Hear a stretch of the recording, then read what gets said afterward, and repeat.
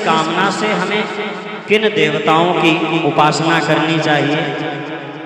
सुखदेव जी कहते हैं, राजन, तुमने मुझसे जो पूछा था कि मरते समय बुद्धिमान मनुष्य को क्या करना चाहिए,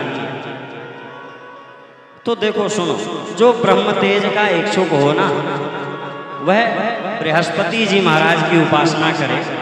जिसे इंद्रियों की विशेष शक्ति की कामना हो, वह इंद्र की, और जिसे संतान की लालसा हो, वह प्रजापतियों की उपासना करे। जिसे लक्ष्मी चाहिए, वह माया देवी की। जिसे तेज चाहिए, वह अग्नि की। जिसे धन चाहिए, वह वसुओं की। और जिस प्रभावशाली पुरुष को वीरता की चाह हो, उसे रुद्रों की उपासना करनी चाहिए। और कहते हैं, जिसे बहुत अन्न धन प्राप्त करने की इच्छा हो, वह अदिति का। और जिसे स्वर्ग की कामना हो, वह अदिति के पुत्र देवताओं का। जिसे राज्य की अभिलाषा हो, वह विश्व देवों का। और जो प्रजा को अपने अनुकूल बनाने की इच्छा रखता हो, उसे साध्य देवताओं की आराधना करनी चाहिए। आयु की इच्छा से अश्विनी कुमारों का, पुष्टि की इच्छा से पृथ्वी का, और प्रतिष्ठा की चाह हो तो लोक माता पृथ्वी। और देव यानी आकाश का सेवन करना चाहिए। सौंदर्य की चाह से गंधर्वों की, पत्नी की प्राप्ति के लिए उर्वशी नाम की अप्सरा की, और सबका स्वामी बनने के लिए ब्रह्मा की आराधना करनी चाहिए। और कहते हैं, जिसे यश की इच्छा हो, वह यज्ञ पुरुष भगवान की। जिसे खजाने की लालसा हो, वह वरुण की। विद्या प्राप्त करने की आकांक्षा हो तो भगवान शंकर की। और पति पत्नी में परस्पर प्रेम बनाए रखने के लिए पार्वती जी की उपासना करनी चाहिए। देखो, बात समझ में आई? और कुछ समझ में आए चाहे ना आए, पर ये बात तो समझनी ही चाहिए। जो पढ़ने लिखने वाले बच्चे हैं ना, वो कहते हैं, महाराज हम किनकी पूजा करें कि हमारा मन पढ़ाई में लगे, हमें कुछ याद नहीं होता।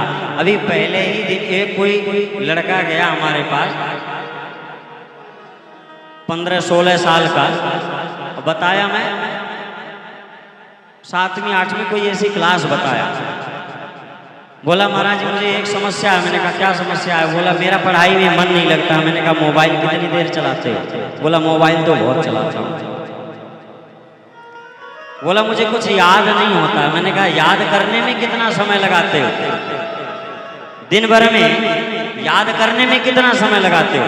बोला, वो तो गिनता नहीं हूँ, कितने घंटे बैठता हूँ, कितने मिनट बैठता हूँ।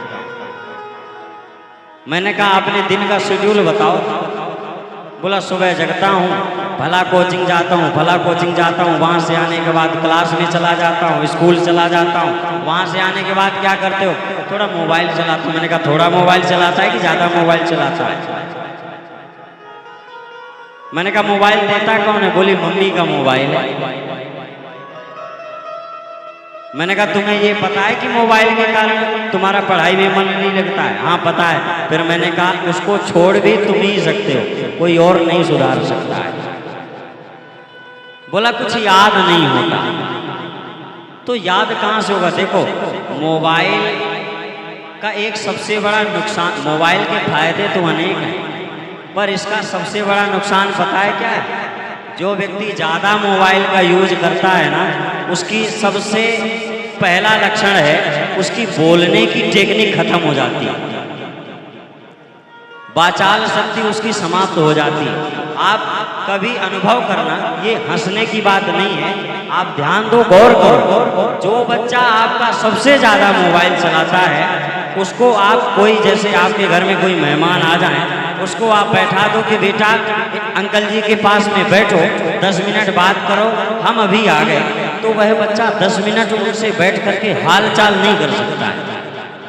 उसके पास बात करने के लिए कोई मैटर ही नहीं रहता, कोई प्रसंग ही नहीं रहता। पापा, हम अंकल जी से क्या बात करेंगे, क्या दरबार करेंगे? अरे दरबार कोई अलग से थोड़ी बनाई जाती है, पर नहीं कर पाता है। क्यों?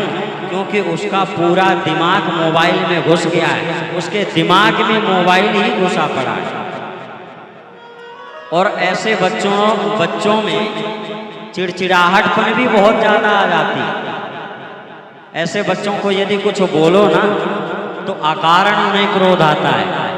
मानो ऐसा लगता है कि मम्मी आप तो दिन भर चिल्लाते। अरे दिन भर क्या चिल्लाते रहते हो, दिन भर नहीं चिल्लाती हो, पर जो वो इतना चीखता है, इतना जो चिढ़ जाता है ना, इसका कारण सिर्फ और सिर्फ मोबाइल है।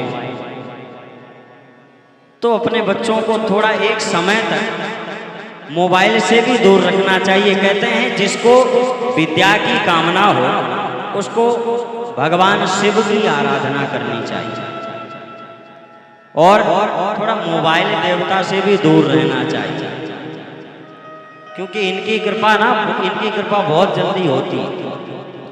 मोबाइल एक ऐसा साधन है जिससे हम अच्छे मार्ग पर भी चल सकते हैं और बुरे मार्ग पर भी चल सकते हैं।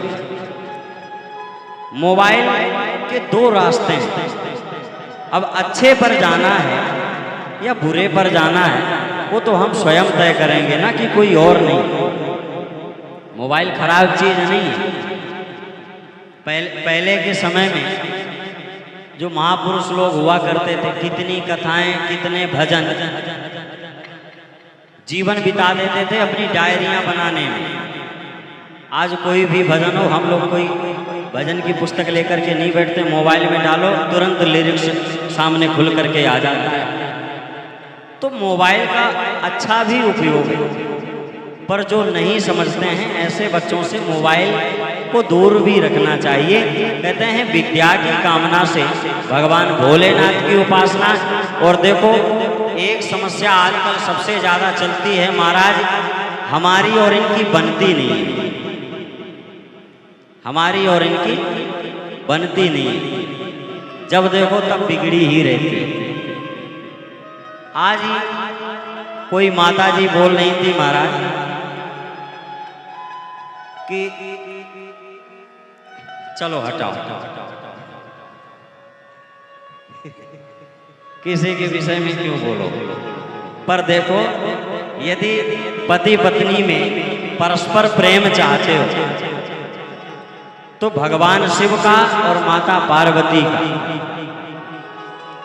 केवल शिव जी पे एक लोटा जल चढ़ाना नहीं, सपरिवार शिव जी की आराधना करनी चाहिए।